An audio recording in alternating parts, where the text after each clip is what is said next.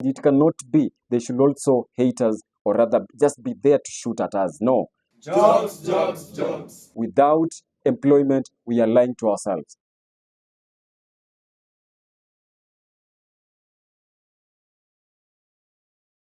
Thank you so much. My name is Oponyo Eugene.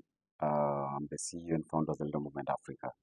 This is a movement of the jobless masses, by the jobless masses, for the jobless masses, where we are trying to use matters of smart farming, matters of to do with mental wellness, issues to do with waste management, collection and recycling, to try and solve these menace we are encountering as young people, as a nation, as a continent, on matters to do with unemployment. So today we gathered here, like you talked about, to give direction to the young people, because we've been bickering a lot, we've been complaining, we've been insulting each other. But this country belongs to all of us. Be it you in ODM, be it in UDA, be it you in any party, be it you in Wiper, be it you in DCP. This country belongs to all of us. We are all Kenyans. So we have to move forward as people, especially as young people. We just can't be, because I'm in UDA, someone, young people who is in ODM is so mad at me for being in UDA or DCP or vice versa. Yet, we young people, our issues are not discussed. Our issues are not addressed, whichever party we are in. So it's for us to change that by coming together. That's why we have decided today to convene this presser and to convene also a baraza la mawaziri wazalendo vijana. Naam. Right. So you can take us through maybe your plans and how you came up with the idea. I thought about this because we've been in this mess for a year now and some few couple months, and this has not been a good initiative for the young people. Most of the young people have lost their lives. People have lost their properties through the protests and all that, but the country is not moving forward. No issues have been addressed to do with unemployment. Young people are still unemployed. Young people are still languishing in abject poverty. Young people cannot even educate or rather even fend themselves. Even this juncture, you can agree with me, majority of the young people no longer even want to get into marriage, not because they don't want, but because they don't have anything to provide for the spouses they get into marriage with. So that's why we have to come together as young leaders to give direction to the young people. Just sitting and waiting for the direction to come from the same old people who have been in this game for so long, it's not going to change anything. It's for us to know, without coming together, without us convening a meeting of the youthful young people to give direction to the young people, nothing is coming to change. And that's why we might end up with the same old people in 2027. So we have to say no to that. We have to change that. Mm-hmm. Yeah. How are you going to go about it? Do you have maybe plans you can tell us? Yes. And the first plan is we are going to do a presser today. Not a press, we're going to read a statement, a press briefing, whereby we are giving to do appointment to the youth. We are going to appoint or rather nominate young people into these positions, into these ministries, because there's no young person in the ministry. There's no young person as a PS who is below 35 years of age. They talked about the other CS who is a bit fairly young, but he has not been there for the young people. That's why we as the people who have been out there trying to advocate for what is right for the young people, we have now to come together, convene a meeting, move forward as one people, talk to anyone we want to change the lives of the people. Because one thing we've been told, and these are lies, we've been told that without, it is only the government that's making us unemployed. And that's why we are mad at the government. No, that should not be the issue. And that should not be the way forward, because each and every person is a player.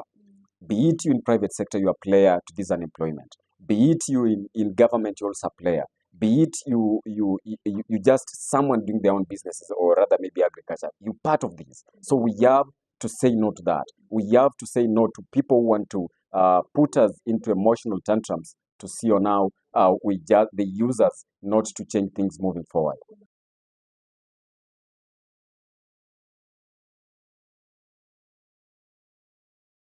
Fellow Kenyans, members of the media, and especially the youth of this great nation. Today marks a historic moment in the journey of Kenya's youth towards meaningful leadership, inclusion, and nation building. It is with great humility and unwavering patriotism that I stand before you today not to sow seeds of division, but to ignite a fire of unity, a purpose, and national pride in every heartbeat, in every heart that beats for this country. We gather at a critical moment in our history, a time when our nation is crying out for leadership that listens, for action that uplifts, one, one for values that bind us together as one people under one flag. In these trying times, when many feel unheard, unseen, and left behind, we say this: you matter, your voice matters, your dreams are valid, and your role in building Kenya is irreplaceable. Let us rise not in anger but in action. Let us unite not just in words but in deeds. Let us honor our country, not just with flags and anthems, but with honest work, bold ideas, and unwavering service to one another. The future of Kenya will not be written by a few corridors of power. It will be shaped by millions of us in classrooms, in farms, in offices, in our homes, and on the streets who choose to believe in possibility over pessimism, in community over division, and in dignity over despair. Today, we speak especially to the young people of Kenya, those whose energy fuels our economy, whose creativity shapes our culture, and whose courage can lead this country to unprecedented heights. You are not the leaders of tomorrow. You are the leaders of today. You are not a problem to be solved. You are a resource to be empowered. The future of Kenya rests not in the hands of a few, but in the resolve of many of us. The values that once stitched the fabric of our nation, that is purpose, loyalty, integrity, and patriotism, must be revived, not just in the words, but in deeds. Our founding fathers may no longer walk among us, but their legacy must continue through our actions. It is time for us to reclaim that spirit of unity and national building. Fellow Kenyans, our nation has endured trials that have tested the very fabric of our resilience, that is floods, that have devastated communities, hunger that gnaws at the vulnerable, economic hardships that strain families, and the heavy burden of unemployment that weighs most heavily on our youth. Yet, despite these challenges, we have always emerged stronger, bound by a shared love of this land and an unyielding spirit that refuses to break. From the sacrifices of our undeniable truth stands firm. Kenya moves forward only when we stand together.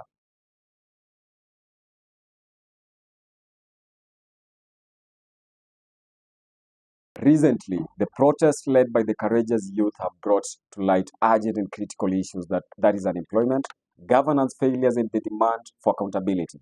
These demonstrations, fueled by passion and purpose, underscore the immense power of our collective voice. They remind us that the heartbeat of our nation is found in its young people's call for change. However, while we rightly raise these concerns, we must also pause and reflect on our responsibilities as citizens. Pointing fingers and casting blame alone will not build the Kenya we envision. It is time to transition from activism to leadership, from protest to policy, and from division to meaningful dialogue. We cannot afford the luxury of talking past each other while so many of our brothers and sisters languish in poverty and despair. Instead, we must talk with each other, engaging honestly, listening sincerely, and working collectively, united beneath the banner of our flag, to which we all pledge our allegiance. Our future depends not just on raising our voices, but on channeling that energy to solutions that uplift every Kenyan. It is in our community that it is in our unity and shared purpose that the true strength of Kenya lies. The youth of Kenya are not just the future. You are the heartbeat of this nation today. With 70% of our population under 30 years old, your energy, creativity, and vision are the energies of our progress. Yet we know the challenges you face. 7% of our young people are unemployed, grappling with a rising cost of living and unfulfilled promises. This cabinet, composed of dynamic youthful leaders, will execute the below mandates. 1. Identify and promote opportunities. Each cabinet secretary will work diligently to identify and promote opportunities for the youth within their respective ministries. They will ensure full transparency in how these opportunities are accessed to guarantee fairness and inclusivity. 2.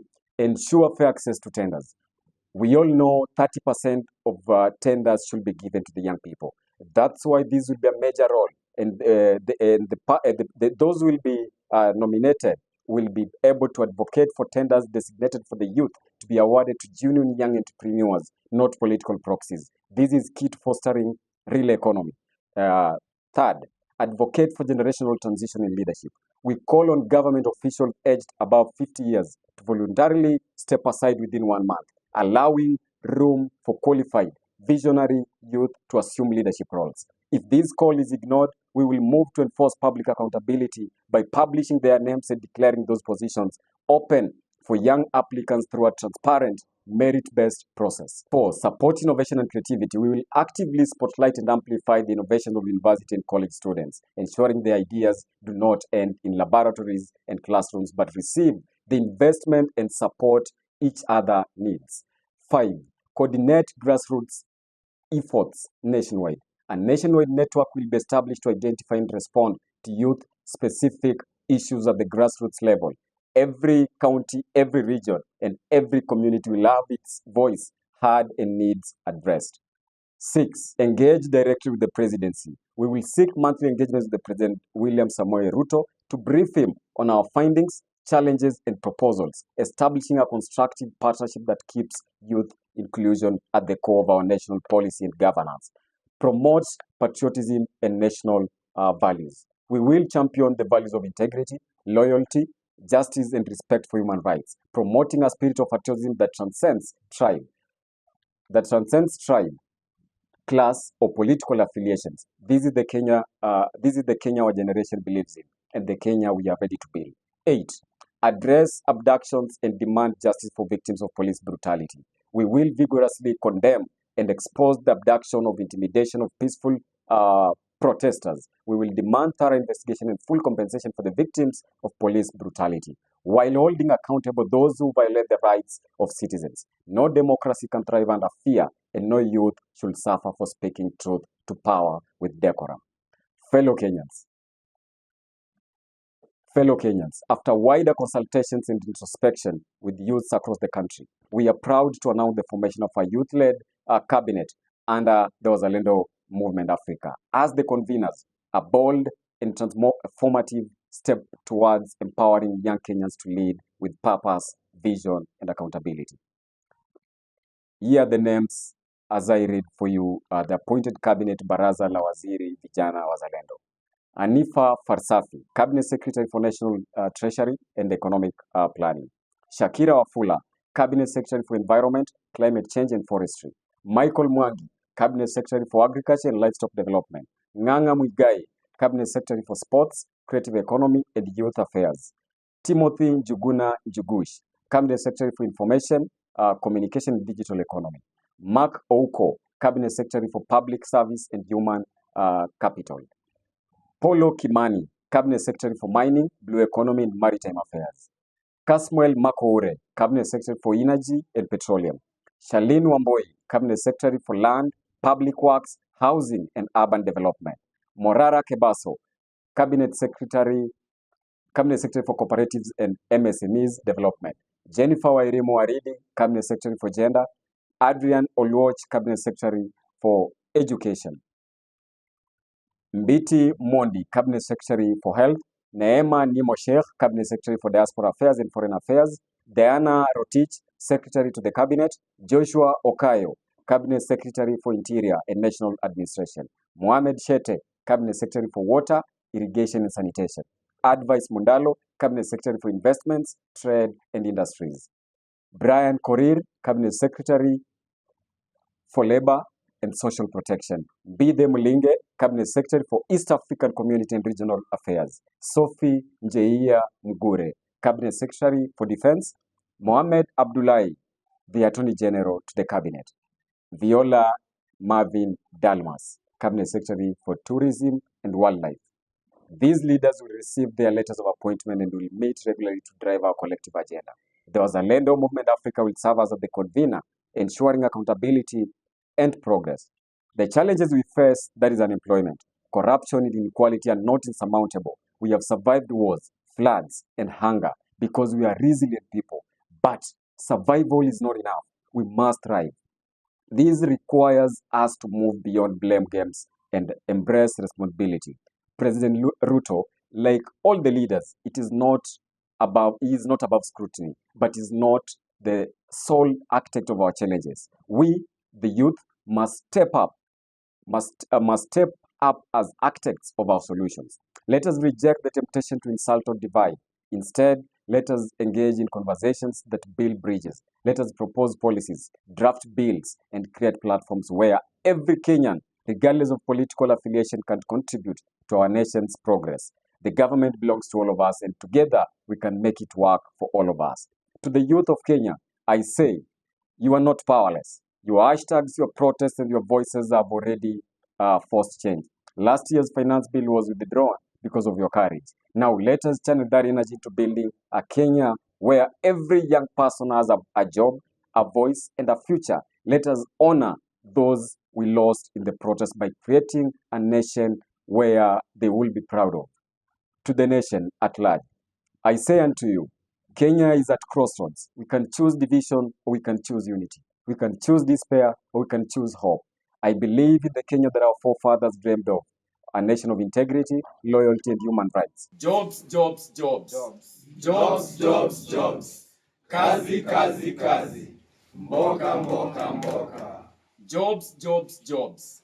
Jobs, jobs, jobs. Kazi, kazi, kazi. Mboka, mboka, mboka.